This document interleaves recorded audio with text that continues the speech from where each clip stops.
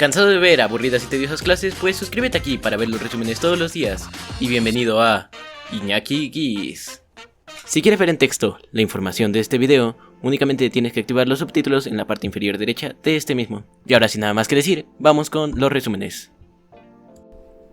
La primera clase que veremos será la de español, titulada Diferencia entre datos sustentados u opiniones personales. Conocerás sobre la diferencia entre datos sustentados u opiniones personales. Esto se refiere a aprender a diferenciar entre la información que se sustenta en datos o hechos y aquella basada en opiniones personales. Expresar tu opinión y postura sobre un tema investigado te brinda la posibilidad de expresar tus ideas fundamentadas con otras personas. Asimismo, al conocer las ideas y opinión que otros tienen sobre el tema, tendrás elementos para valorar que la información que te dan sea actual, confiable y veraz. Entonces tendrás la posibilidad de retomarla, justificarla, cuestionarla o incluso aportar un razonamiento para refutarla por imprecisa ante una mesa redonda o en un debate. A lo largo de tu educación básica has tenido la oportunidad de participar en actividades en donde has expresado tu opinión y punto de vista, es decir, has necesitado tomar o defender alguna postura sobre un tema o actividad y para expresarlas has necesitado construir argumentos.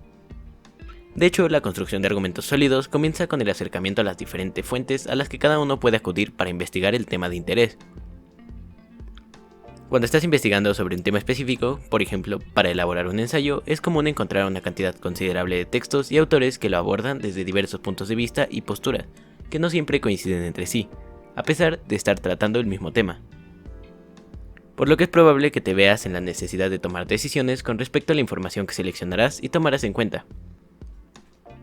Estamos acostumbrados a argumentar en diversas situaciones de la vida cotidiana y con distintos propósitos.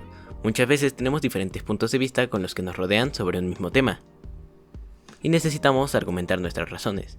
Sin embargo, es fundamental conocer cuáles fueron las fuentes de información a las que has recurrido para profundizar en tu conocimiento y comprensión, al evaluar su consistencia en la construcción de una postura que también habrá que aprender a debatirla. Pero, ¿cómo es que se plantea un argumento? Es fundamental que cuando se nos presente alguna información, esta se pueda comprobar. Cuando expresas tu opinión sobre algún tema, es muy importante que lo hagas conociendo todos los datos relacionados, o al menos la mayoría, lo cual te dará la oportunidad de defender tu punto de vista.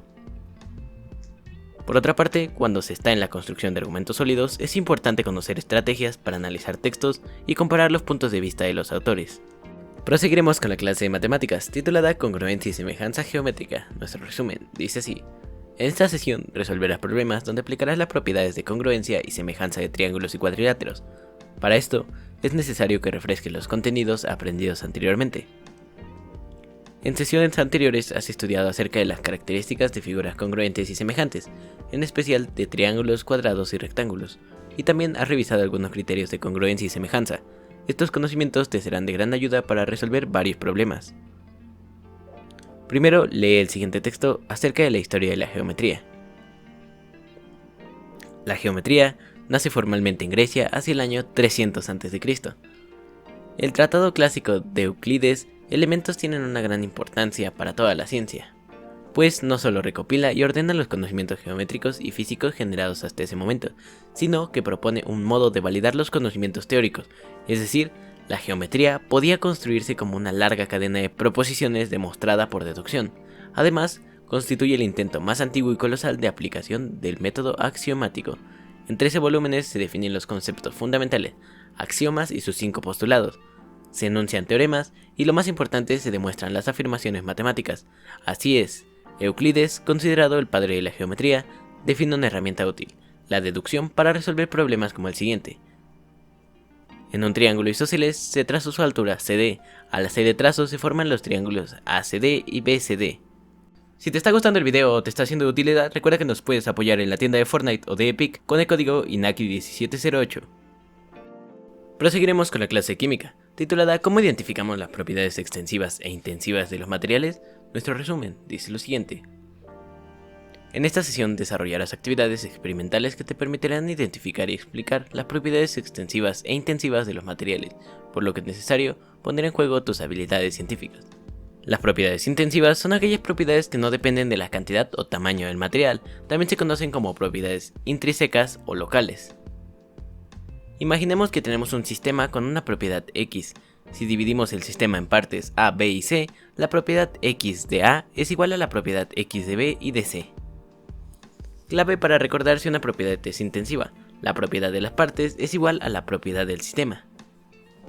Es decir, que por más pequeño que lo hagamos o grande, la propiedad no cambiará.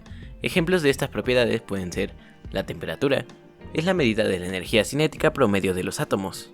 Es una propiedad intensiva porque si medimos la temperatura de un litro de agua o de un vaso de agua en las mismas condiciones, la medida será igual. El punto de fusión. El punto de fusión es la temperatura a la que un compuesto en fase sólida pasa a su fase líquida. En el sistema internacional de la unidad es el Kelvin. También se puede expresar en grados centígrados. El punto de ebullición también es una propiedad intensiva. Es la temperatura a la que un compuesto en fase líquida pasa a su fase gaseosa. El ejemplo típico es el del agua, que hierve y se transforma en vapor a 100 grados Celsius, cuando la presión atmosférica es igual a 1. Las propiedades extensivas son aquellas propiedades que dependen del tamaño del sistema, es decir, que mientras mayor sea la cantidad del sistema, mayor será la cantidad de la propiedad. La relación o cociente de dos propiedades extensivas se transforma en una propiedad intensiva. Por ejemplo, la densidad es la división de dos propiedades extensivas, la masa y el volumen. Ejemplo de propiedades extensivas son las siguientes. La longitud. La longitud es la medida física de la distancia, la separación entre dos objetos, el espacio que un objeto se mueve, la largura de un cable y otras medidas dependen de la distancia. Es una propiedad extensiva porque depende del tamaño. Si cortamos una cuerda de 10 metros en trozos de 1 metro, la longitud de los trozos finales no es igual a la original. La masa. La masa es otra propiedad extensiva, ya que es la cantidad de materia que contiene un objeto. La masa, a diferencia del peso, no depende de la gravedad. La unidad del sistema internacional para la masa es el kilogramo. Es una propiedad extensiva porque al quitar un pedazo del material que se está midiendo, la medida final de masa cambia. Y otra propiedad extensiva es el volumen. El volumen es la medida del espacio tridimensional que ocupa un objeto. En el sistema internacional, la unidad de volumen es el metro cúbico. También se usa el litro. El volumen de un sólido se puede medir por el volumen del líquido que puede desplazar cuando es sumergido completamente. Es una propiedad extensiva porque al añadir más material a un recipiente el volumen cambia, aunque sea el mismo material. ¿En qué difieren las propiedades extensivas e intensivas de los materiales? Que las propiedades intensivas no dependen de la masa del sistema, como temperatura, presión y densidad, mientras que las extensivas sí.